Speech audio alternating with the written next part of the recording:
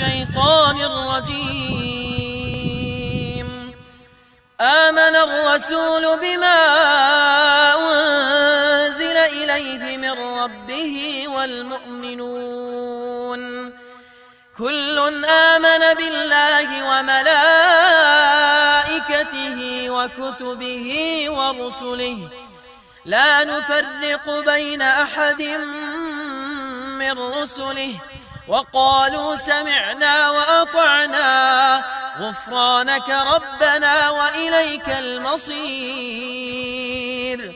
لا يكلف الله نفسا إلا وسعها لها ما كسبت وعليها ما اكتسبت ربنا لا تؤاخذنا إن نسينا أو أخطأنا ربنا ولا